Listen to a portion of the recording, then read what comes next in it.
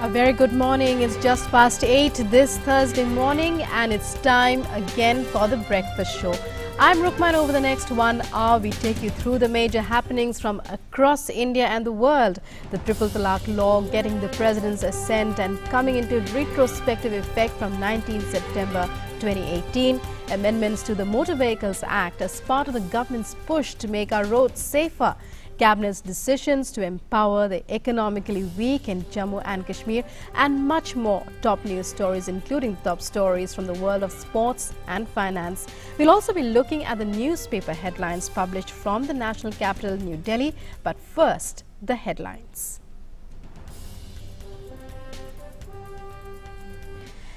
Anti-Triple Talaq Bill gets assent of the President. Law to come into force with retrospective effect from 19th September 2018.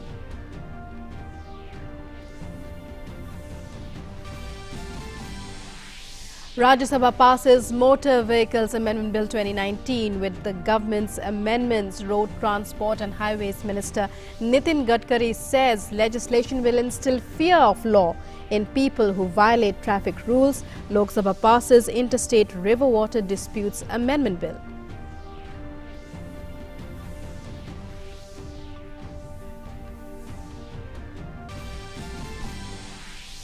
Prime Minister Narendra Modi chairs 30th interaction through PRAGATI, reviews progress of flagship schemes of Ayushman Bharat and Sugamya Bharat Abhiyan. Nearly 35 lakh people have availed benefit under PMJAY so far. Calls upon states to put in maximum efforts towards water conservation.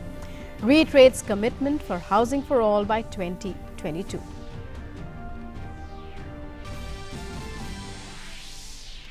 Union Cabinet approves Jammu and Kashmir Reservation Second Amendment Bill 2019, paving the way to extend benefit of reservation of up to 10% for economically weaker sections in educational institutions and public employment.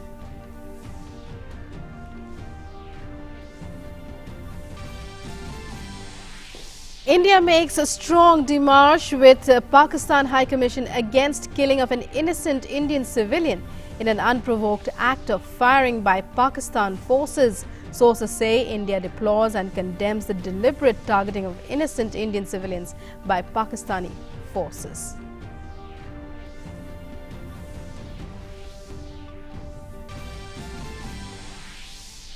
President Ramnath Kovind addresses special session of Gambian National Assembly, says the two countries can help each other realize sustainable goals. Addressing Indian community in Gambia, President urges them to stay connected to their Indian roots.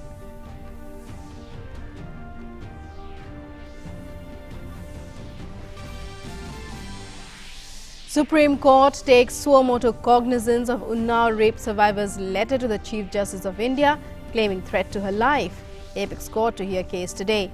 CBI team visits site for the probe into the road accident of the rape survivor. Registers murder case against Unnao MLA Kuldeep Singh Sengar and 10 others.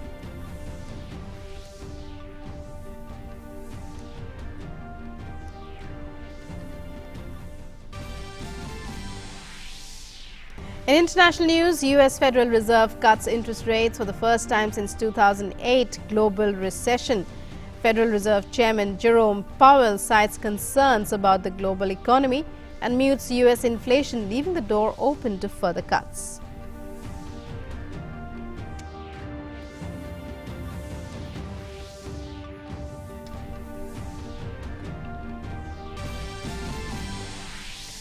And in sports, inaugural ICC World Test Championship begins today with the first Ashes Test between Australia and England starting at Edgbaston in Birmingham.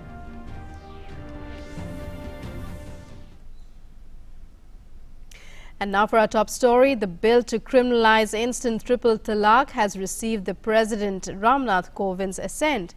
The bill received Parliament's nod this week, with Rajya Sabha passing the legislation. Lok Sabha has passed the bill last week. With President's assent, the bill takes the form of a law. According to the Gazette notification, the law has come into force with retrospective effect from 19th September 2018.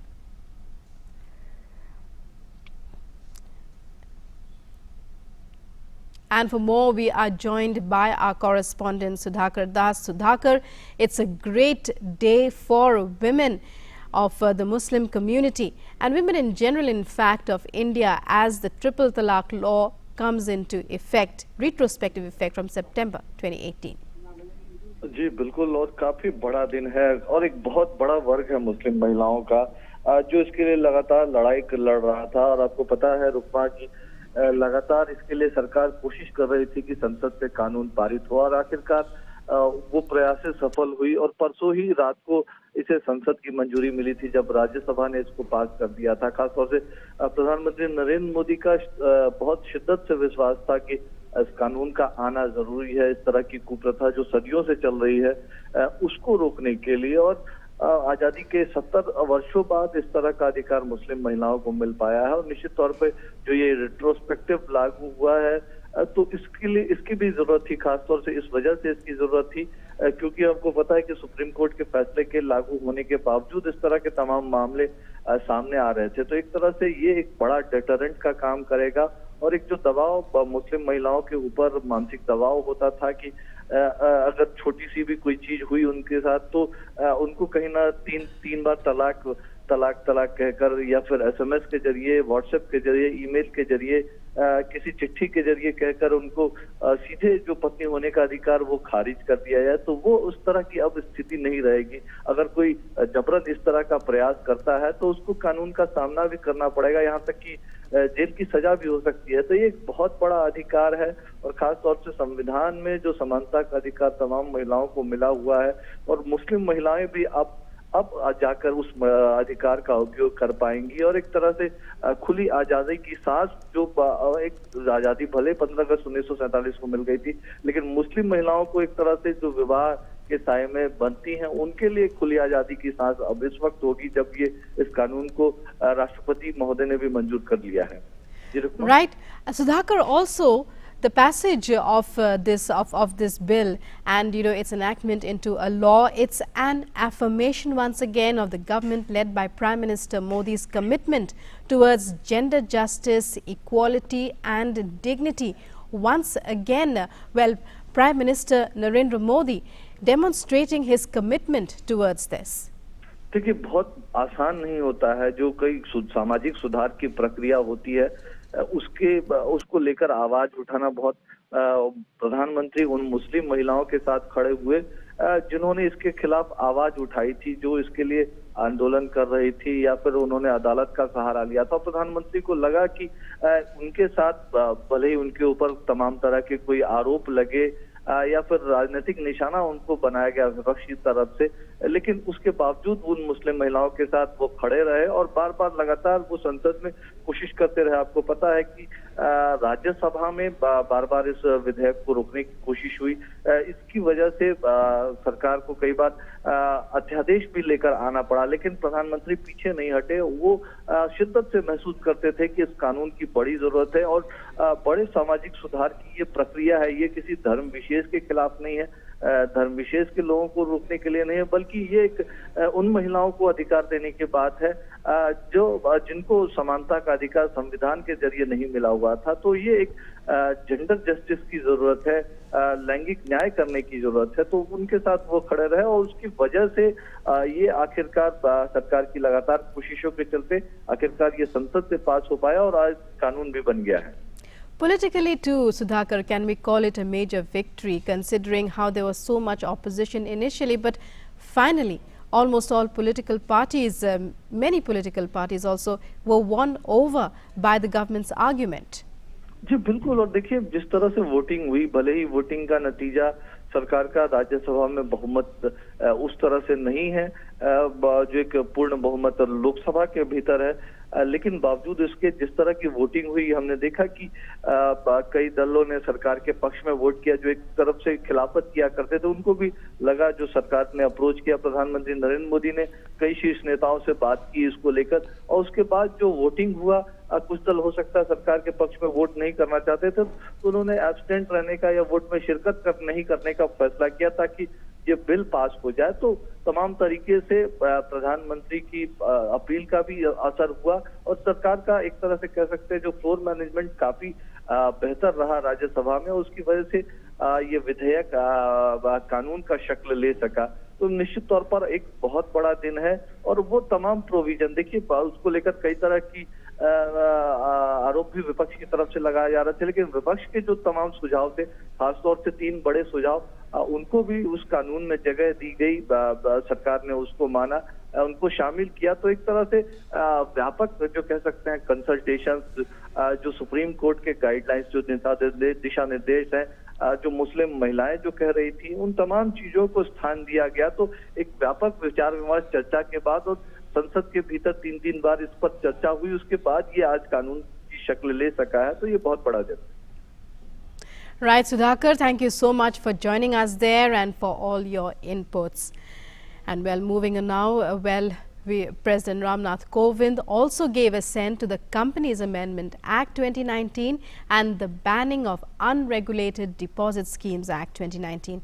The two bills have also become a law now. Moving on, the Motor Vehicles Amendment Bill 2019 will now travel back to the Lok Sabha to get its approval after the Rajya Sabha passed the legislation with some modifications. The lower house had already passed the bill on the 23rd of July. The upper house passed the bill on Wednesday with 108 votes in favour and 13 against, with 3 amendments moved by Road Transport and Highways Minister Nitin Gadkari. The bill proposes to tighten road traffic regulations such as issuance of driving license and impose stricter penalties for violations in an attempt to improve road safety. Replying to a debate on the bill, Gadkari allayed concerns of states, saying the centre was not encroaching on any of their rights, including the right to levy vehicle registration charge and permit fee, besides posting of officials. Gadkari also said the legislation will instill fear of the law in people who violate traffic rules, as an intelligent traffic system will monitor traffic offences. He said that the process for obtaining driving licenses would now be computerized, and anyone, whether a minister or MP, will get licenses only after passing online tests.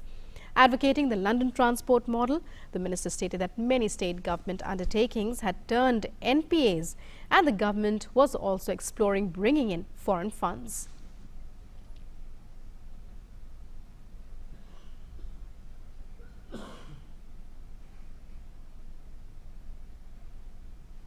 हम driving training centres खोल रहे हैं, अच्छे driver, प्रशिक्षित driver आएंगे, transport में नई नई टेक्नोलॉजी ला रहे हैं और सभी सिस्टम को करप्शन फ्री, ट्रांसपेरेंट कर रहे हैं ताकि लोगों को ईज़ ऑफ बिजनेस महसूस हो। तो ओवरऑल इसमें ड्राइविंग लाइसेंस से लेकर इसके साथ साथ ट्रांसपोर्ट सिस्टम तक नई टेक्नोलॉजी को लाना और स्टेट गवर्नमेंट को भी इसके बाद साथ लेकर हमको काम करना है। ये कॉन्करेंट लिस्ट में है, कोई भी रेवेन्यू जो आएगा वो 1 रुपया हम लेंगे नहीं। जैसे हमने ट्रक के लिए, ट्रक ट्रांसपोर्ट के लिए नेशनल परमिट किया तो उसका कारण फ़ायदा ये हुआ कि हर राज्य का इनकम 6 से 7 गुना बढ़ा। अभी हम बस ट्रांसपोर्ट के लिए भी 2 स्टेट के बीच में अगर जाना है तो उसको नेशनल परमिट की हमने स्कीम बनाई है 2 राज्यों के अंडरस्टैंडिंग से। And let's take a look now at the key provisions of the Motor Vehicle Amendment Bill 2019. It's there on your screens. 5,000 rupees penalty for driving without license. A fine of 10,000 rupees to be imposed for driving despite disqualification. Again, the penalty is to be 5,000 rupees for dangerous driving. A fine of 10,000 rupees will be imposed for drunken driving.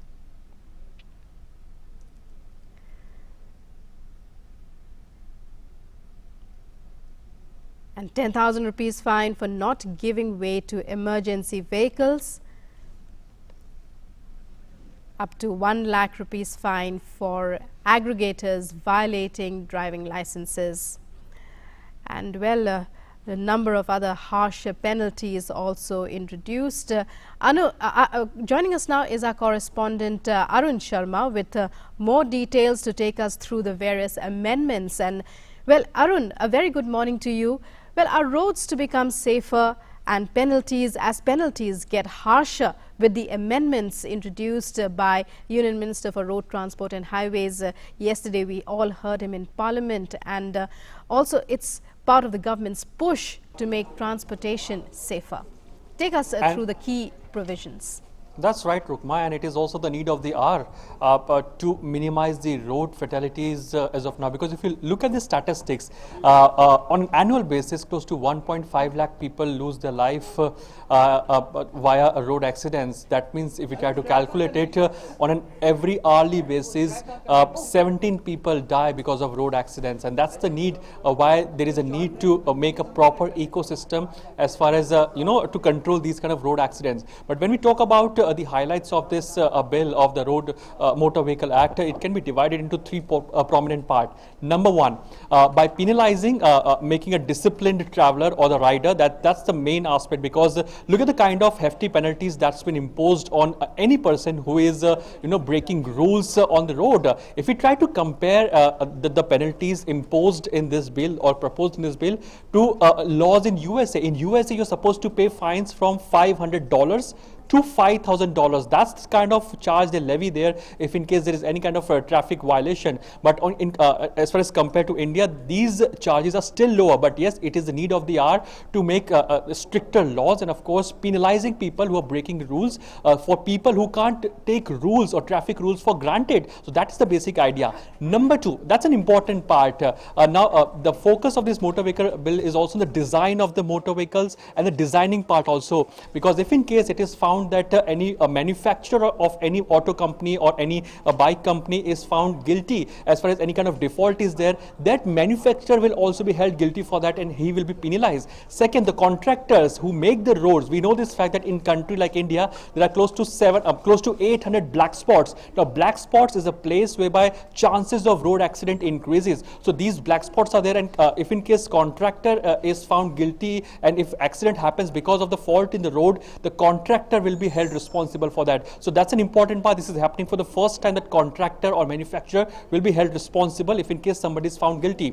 Third and the important part of this bill, if we try to find the highlights of this bill, it is about providing facilities, ease to the stakeholders like you and me. If in case I want to get a license being made in our country, it will be very much easier for me now, and also it will be corruption free, because we know this fact that 30% motorists or the motor vehicle in our country are using fake licenses. So there will be no fake licenses, everything will be computerized, technology will be used in a massive way, so that the corruption can be weeded out. And important part is that it will provide ease to the consumers, to passengers, to the drivers, riders like you and me. So it gives this bill primarily gives a proper ecosystem. It helps in creating proper ecosystem as far as road transport safety is concerned. Rukma?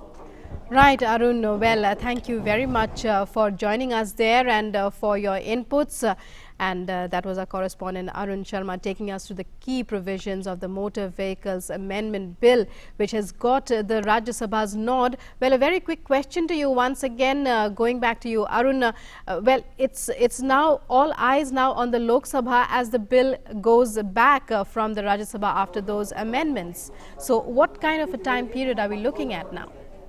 Well, now there are certain amendments that government will bringing into the bill, and therefore, if as and when any amendment takes place in any bill, that of course will go again to Lok Sabha. So as of now, this bill is not a law as of now. That means the bill that was passed by Rajya Sabha, there are certain amendments that has to be made. That's the reason it will go to Lok Sabha, and the government will very soon work out on these modalities and will introduce again on the Lok Sabha, and of course will again be passed from the parliament. Right, Arun, thanks so much for joining us there, and well, you keep your eyes on that story. We'll be back with you throughout the day for more. Meanwhile, well, the Union Cabinet has approved a bill that paves the way for 10% reservation for economically weaker sections in Jammu and Kashmir. The Cabinet, chaired by Prime Minister Narendra Modi, gave its nod to the Jammu and Kashmir Reservation Second Amendment Bill, which seeks to extend reservation of up to 10% for the economically weaker sections in educational institutions and public employment, alongside existing reservations. जो देश में सामाजिक न्याय की जो बड़ी पहल की थी पिछले साल ही, कि आर्थिक आधार पर 10% आरक्षण नौकरी में और शिक्षा में मिलेगा। यही अब जम्मू कश्मीर को भी लागू करने का निर्णय किया है। In other key decisions, it also gave its nod to introduction of a bill in Parliament to reduce regulatory burden of registered chit funds industry and protect interests of subscribers. The Cabinet approved the proposal of the Department of Fertilizers for fixation of nutrient-based subsidy rates for phosphatic and potassic fertilizers. Other major announcements made by the Cabinet include an increase in the number of Supreme Court judges from 30 to 33, excluding the Chief Justice. Cabinet ने यह फैसला किया कि supreme court के अभी तक 30 जज होते थे, अब 33 होंगे, 10% उसमें बढ़ोतरी हो रही है। ये बहुत महत्वपूर्ण है क्योंकि 33 अभी आपने देखा है कि हमने लगभग बेंच इज फुल, और जो 3 अभी जज आएंगे उनकी भी नियुक्ति समय पर होगी, और इसलिए जल्दी न्याय मिले लोगों को और कोर्ट में मसले लंबित ना रहे, इस दिशा में ये महत्वपूर्ण फैसला है। The Supreme Court will today hear a case pertaining to a letter alleging threat to Unnao rape survivor's life.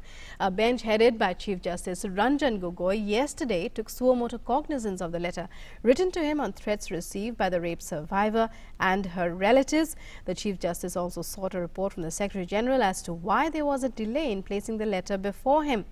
The letter came to light almost 2 days after a truck collided with the rape survivor's car, causing serious injuries to her and her lawyer. The accident, which happened near Raebareli on July 28th, claimed the lives of 2 of her aunts. The apex court also asked the Uttar Pradesh authorities to file a status report by today on the accident.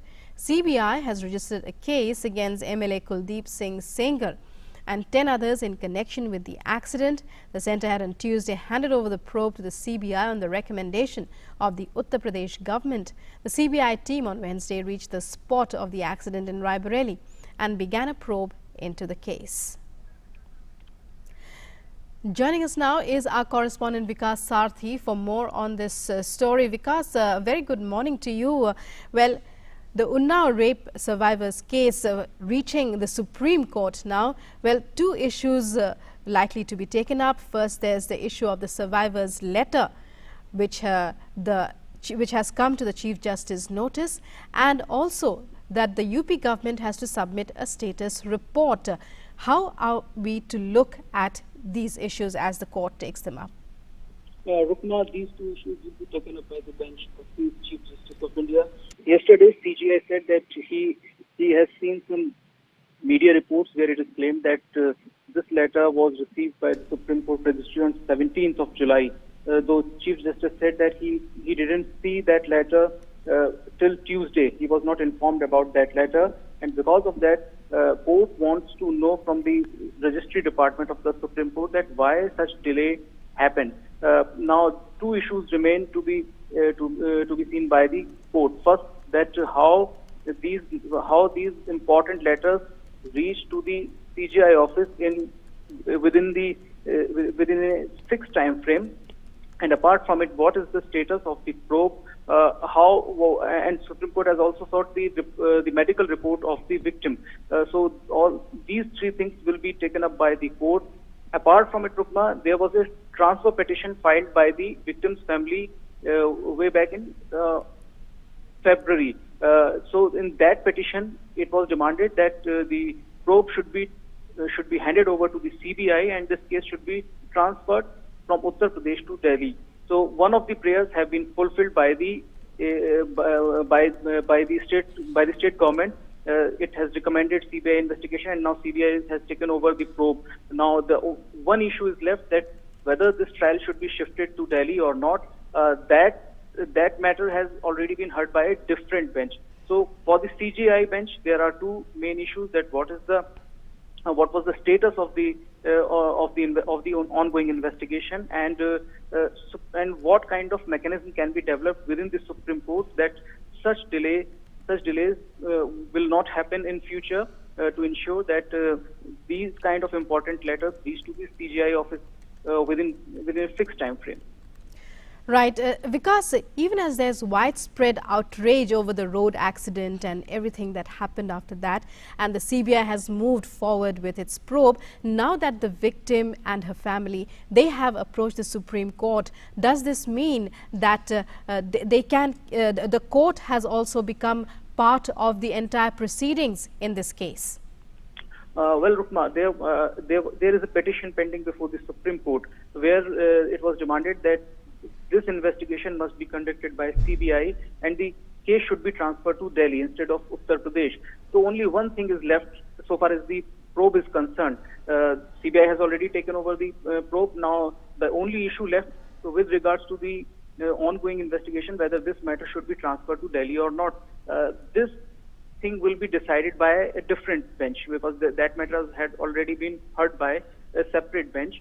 So far as the other issues are concerned, CBI investigation has already started, and Supreme Court has sought the reply from the Secretary General that why this letter didn't reach in time before the CGI office. So that is the main issue where Supreme Court will try to evolve a mechanism that such kind of delays will not happen in the future. Right, Vikas. Well, we'll have to leave it at that for now. Thank you very much for joining us. So all eyes on the Supreme Court today as it takes up the case of the Unnao rape survivors letter, which has been brought to the Chief Justice of India's notice, and also the UP government to submit its status report in the case. Well, moving on now, India has made a strong démarche with the Pakistan High Commission against the killing of an innocent Indian civilian in an unprovoked act of firing by Pakistan forces on Tuesday. According to sources, India has deplored and condemned the deliberate targeting of innocent Indian civilians by Pakistani forces. And Abhishek Jha now joins us with more inputs on this. Abhishek now not in, we'll try to contact him later in the day. Well, in Jammu and Kashmir, meanwhile, an unidentified terrorist has been gunned down in initial phase of a gunfight that raged between terrorists and security forces in Badarhama Zawura area in South Kashmir's Shopian district. Security sources said the body of the killed terrorist has been recovered along with arms and ammunition, and his identity and group affiliation are being ascertained. Earlier, a joint team of Army, Police and CRPF launched a coordinated search operation. On the basis of a tip-off about the presence of terrorists in the area, mobile internet services have been snapped in the encounter area and other places in the district. In Gujarat, unprecedented torrential downpour was witnessed in Vadodara, bringing much-needed respite but causing waterlogging at several places.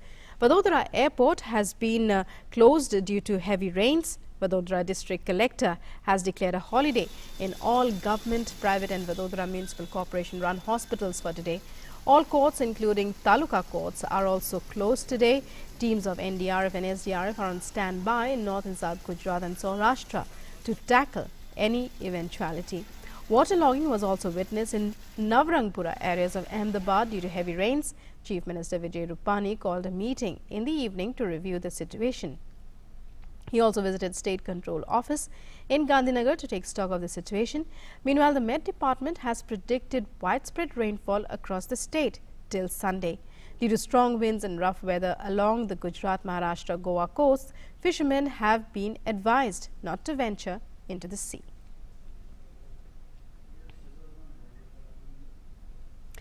And a year after the worst floods in almost a century, Kerala has become the first state to impose an additional cess. Starting today, the state will be implementing 1% flood cess apart from the goods and services tax, with the aim to generate funds for rebuilding the state. More than 300 people have died and more than 3 lakh people have become homeless in the floods that raged for more than 10 days. The state government estimated that the floods caused losses to the tune of 19,500 crore rupees. Flood cess will be implemented for items which fall in the GST slab of 12% or above.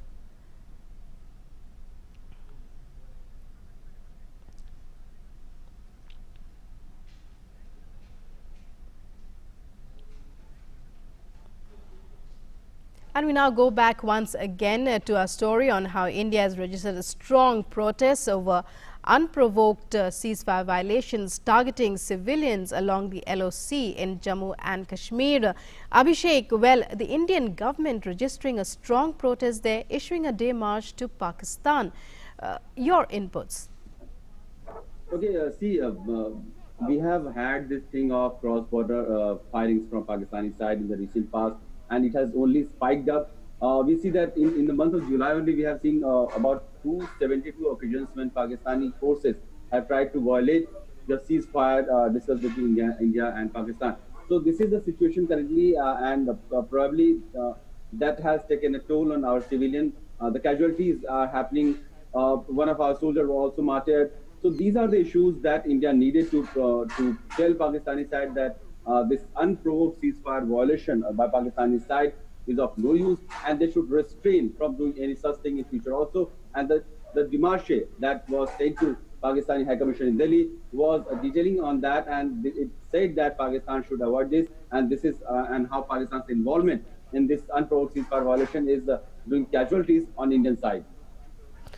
Right, and meanwhile, even in the recent past, in the past few months, in the past few years, in fact, we've seen these attacks on civilians increasing by the hour. It was a much needed step to be taken by India, Abhishek. Okay, Rukma, see, recently we have seen that after the February standoff between India and Pakistan, the situation was a little bit slow and it was calm, but in the recent months, like in the last 1 month only, Pakistani side have resorted back to those heavy shelling, mortar shelling, and heavy gun firings. So these are the firings that is not only aimed at Indian posts, but they also aim the civilian locations, causing casualties. Only this week on Monday, a 10 days baby was killed due to splinter injuries. Later on in Sangha sector, due to the injuries that was because of the firings from the Pakistani side, a lady succumbed to her injuries. So these are the civilian casualties that nobody would like to see, and that is what was needed to tell to Pakistan that why are they resorting to these unprovoked ceasefire violations. Let me also tell you, Rukma, that Indian side has also replied in a befitting manner to Pakistan's cross-border firing, and there has been reports of casualties on Pakistani side as well. But this unprovoked ceasefire violation must be stopped from Pakistan's side, and then only there can be peace and calmness along the borders. That was told to Pakistani side in the demarche. Right, Abhishek, thanks so much for joining us there and for your inputs. And well, President Ramnath Kovind on Wednesday addressed the National Assembly of Gambia. It was a rare honor given to the Indian president, even when the assembly was not in session. The building of the assembly has been built on an Indian line of credit by an Indian company, Shahpurji Palonji. Hailing the partnership between India and Gambia, the president called upon the Gambian lawmakers to fight terrorism and Ebola. President Ramnath Kovind yesterday addressed the National Assembly of Gambia, a rare honor even when the assembly was not in session. The building of assembly has been constructed under an Indian line of credit by an Indian company. The Gambia-India relations have come a long way.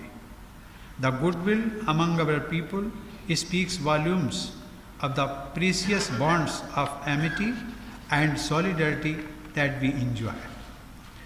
The warmth of your friendship and the taste of your cashews have been enjoyed by every home in India. We are at an important juncture in our relations.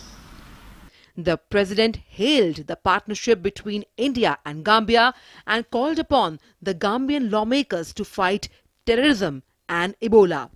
New and emerging diseases such as Ebola need a holistic approach.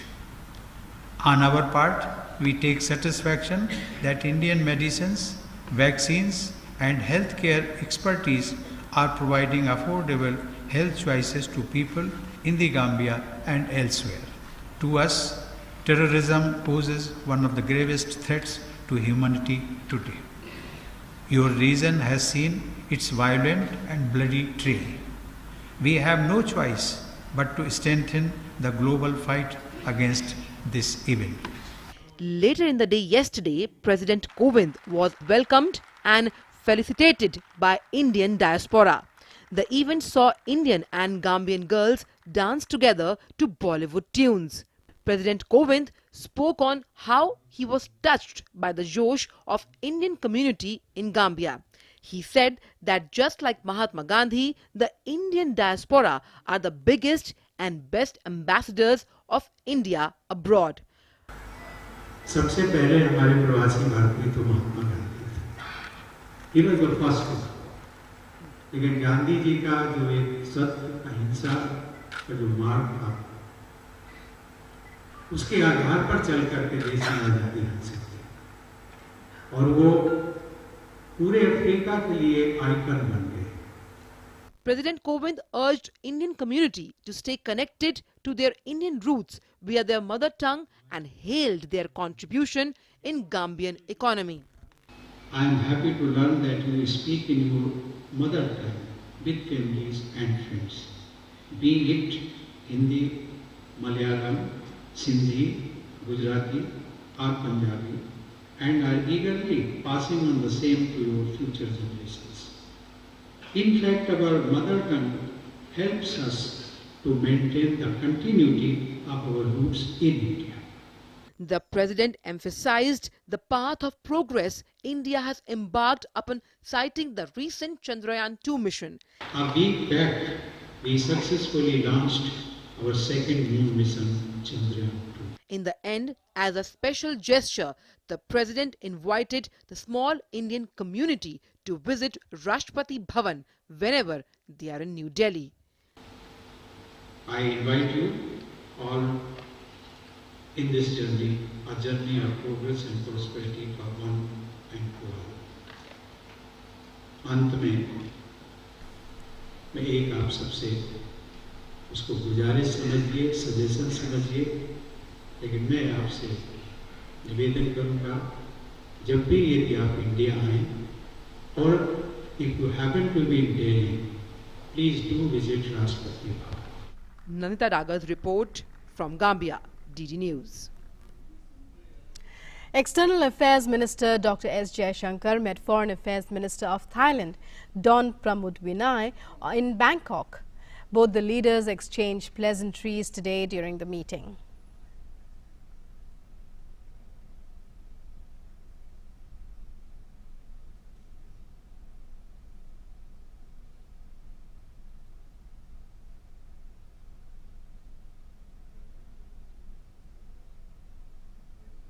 The External Affairs Minister also met Foreign Affairs Minister of New Zealand, Winston Peters, in Bangkok. The External Affairs Minister is on a visit to Thailand to attend the ASEAN-India Ministerial Meet, the 9th East Asia Summit Foreign Ministers Meeting, the 26th ASEAN Regional Forum and 10th Mekong-Ganga Cooperation Ministerial Meeting. The United States on Wednesday imposed sanctions against Iran's Foreign Minister Mohammad Javad Zarif, effectively slamming the door on the country's top diplomat. The sanctions freeze any of Zarif's assets in the U.S. or controlled by U.S. entities. Treasury Secretary Stephen Mnuchin said in a statement that Zarif implements the reckless agenda of Iran's supreme leader. He said that the United States is sending a clear message to the Iranian regime that its recent behavior is completely unacceptable. Zarif has been at the heart of complex talks with foreign capitals over Iran's nuclear power industry, which Tehran says is peaceful, but Washington and regional allies, including Israel, insist is a cover for a secret weapons program. Reacting to U.S. sanctions, Iran's foreign minister tweeted, "The U.S. reason for designating me is that I am Iran's primary spokesperson around the world. Is the truth really that painful? It has no effect on me or my family, as I have no property or interests outside of Iran. Thank you for considering me such a huge threat to your agenda." According to U.S. media reports, Osama bin Laden's son Hamza, chosen heir to the leadership of Al-Qaeda, has been killed.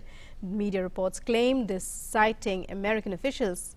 The reports say that 3 U.S. officials have confirmed they had information of Hamza bin Laden's death, but have given no details of the place or date. The New York Times subsequently cited 2 U.S. officials, saying they had confirmation that he was killed during the last 2 years in an operation that involved the United States. Both reports suggest that bin Laden may have been killed well before the U.S. State Department announced a $1 million bounty on his head in February 2019. The 15th of Osama bin Laden's 20 children and a son of his third wife, Hamza, thought to be about 30 years old, was emerging as a leader in Al-Qaeda.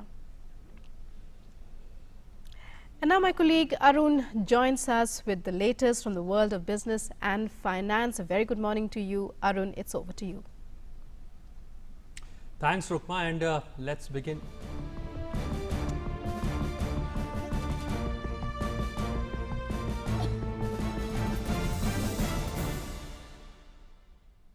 Thanks, Rukma, and let's straight away start finance world with the top story we're tracking for you.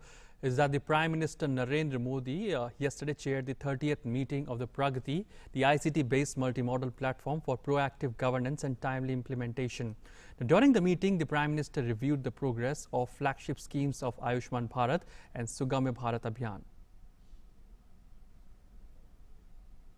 Prime Minister Modi chairing the first PRAGATI meeting. He called upon the states to put in maximum efforts towards water conservation, especially during the current monsoon season. He strongly reiterated government's commitment for housing for all by 2022. Prime Minister exhorted the officers to work diligently towards the objective and remove all the hurdles coming in the way. The Prime Minister reviewed the progress in resolution of grievances related to Pradhan Mantri Awas Yojana Urban. Prime Minister Modi was informed that around 35 lakh beneficiaries have availed of the hospital admissions and over 16,000 hospitals have joined Ayushman Bharat scheme so far. The Prime Minister called for dialogue with the states which could help in evolving best practices and further improvements in the scheme. He said that especially in the aspirational districts, a study should be done on the benefits and the positive impact of the scheme.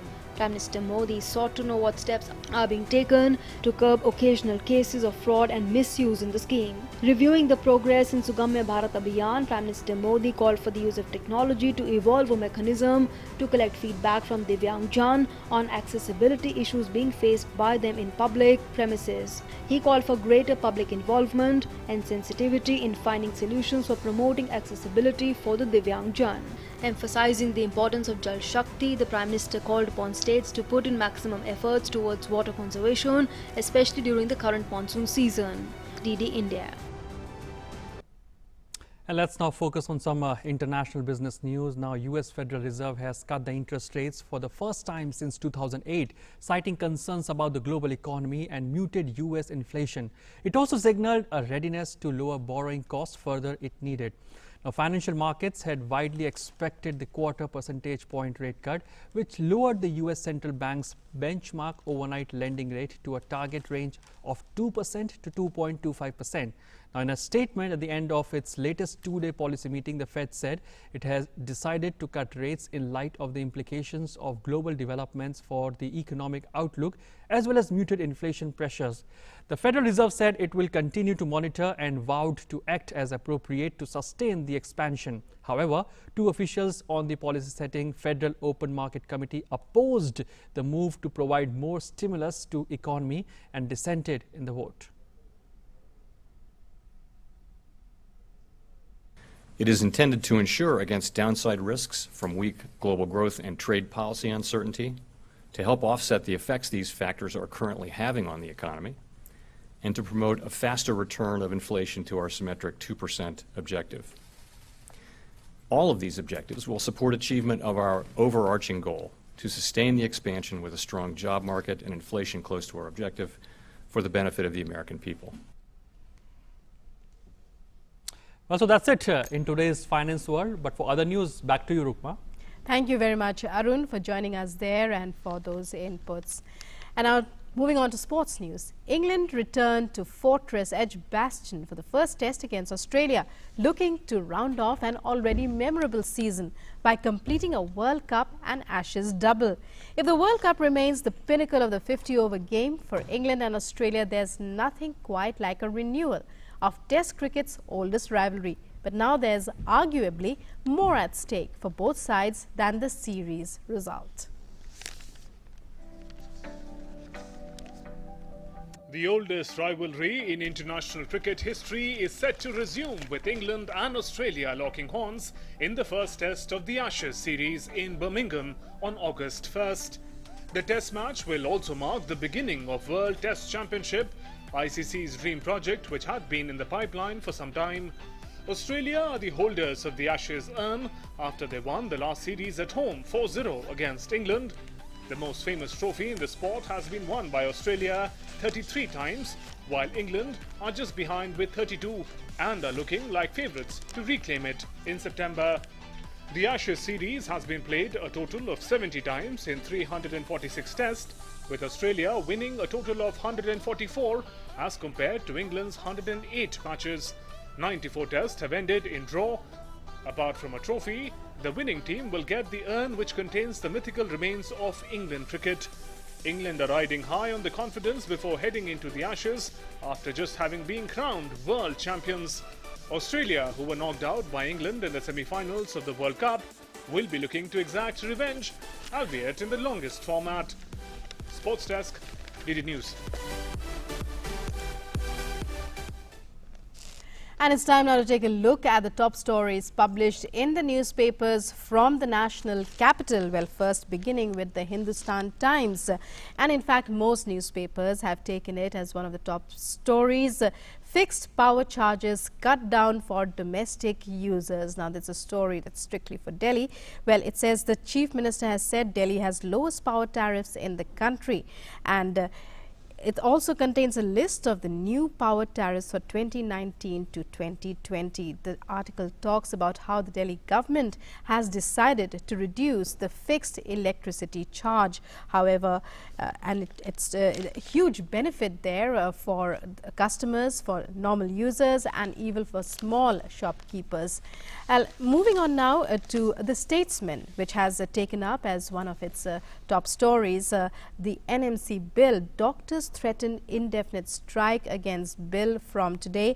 The box item talks about how Rajya Sabha is to take up the National Medical Council bill today and the Medical Commission bill today, and healthcare services at government hospitals including AIMS, Safdarjung and RML are to be hit by the doctors if they decide to go on strike. And moving on now to the Times of India, an interesting article there, thoughts on how to give rivers more space. It refers to the Ulhas River, which broke its banks last week and on the outskirts of Mumbai, how it bursts its banks, swamping the land around it, and how the steps can be taken in order to prevent this by just taking a number of precautions while overseeing construction in floodplains. Another article that I've chosen to highlight in the newspapers in the Indian Express is how there's a new debate on defense funding, as Assent has asked the 15th Finance Commission to examine whether a separate mechanism for funding of defense and internal security should be set up. What are the implications for the finances of the states? That's the question that's asked, and in simple question and answer form, the writer has sought to answer these various questions. And finally, moving on to the Economic Times, there's a report of how a Delhi Lhasa chartered flight for Mansarovar pilgrims is in the works, even as India and China discussing Yoga Day 2020 in the Forbidden City. Recognition of each other's education degrees were also discussed, and the box item talks about ease of doing pilgrimage. It says a Delhi Lhasa chartered flight for Kailash Mansarovar Yatris is a key proposal and at the discussion table in this particular meeting. Well, these were some of the few stories that have been catching the attention of readers since this morning in the Delhi newspapers. And it's now time to take a look at our good news story for the day. Prime Minister Narendra Modi has emphasized on the need for water conservation and how we all need to do our bit to ensure water is saved. But this girl, Shaili Shah, made it her mission and practiced to do just that and more. Here's how she's achieving it.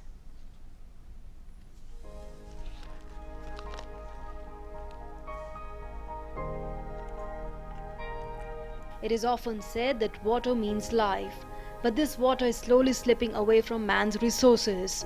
Let alone water for irrigation and daily needs, not much water is available for drinking as well. Prime Minister Modi has time and again emphasized on making water conservation a part of our lifestyle, and now his message has inspired everyone. But this was not the first time that he's given a message on water conservation. Gurugram Shaili Shah runs a scheme called Smile Collector, and through which she sends water to the people. पूरे दिन में मैं जब भी बाहर घर के जाऊं तब मैं कार में ले जाती हूं और रास्ते पे जो कंस्ट्रक्शन वर्कर्स है जो भी है जिससे इतना गुड़गांव या हमारे इतने अच्छे सिटीज़ बने हुए हैं they are the back of our cities तो उनको मैं पानी देती हूं रास्ते पर ठंडा करके. Water as a resource is difficult to have now. Shelly saves water in her house and inspires others to do the same. She collects drinking water in the water bottles and distributes aid to those in need, be it auto drivers, poor people, children roaming on the roads and the elderly. Shelly narrates the story of how she was once giving food to the children on the roads, but they asked for water instead of food. And since then she made it a practice to distribute water to those in need. There's no greater good than providing water to those in need. She's taking forward the cause she believes in with the support of her family and wants to inspire others in doing good for others. Rajni sends report for Good News India.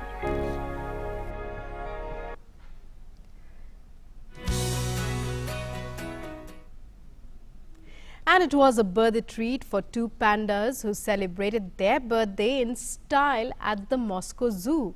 Muscovites gathered at the zoo to wish Ruyi and Ding Ding a happy celebration, taking part in a colorful Chinese-style ceremony.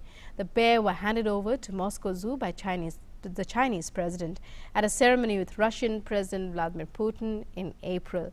Beijing has loaned them to Moscow for 15 years as part of a joint research project.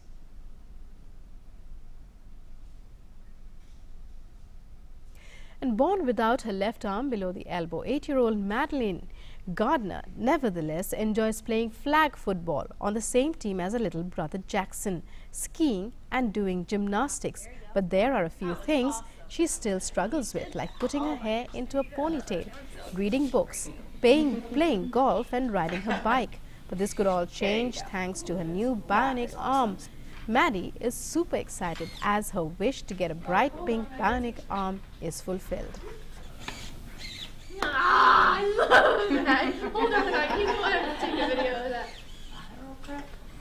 There you go. Oh, dude. So now.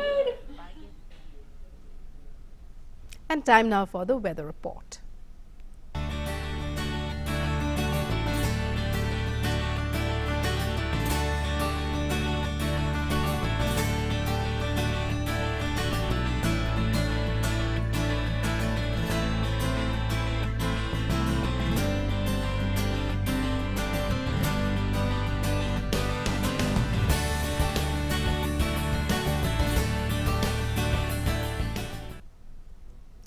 Today is the birth anniversary of the tragedy queen of Indian cinema, Meena Kumari.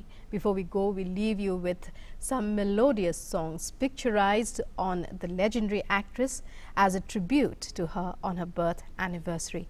Take a look and enjoy. Namaskar.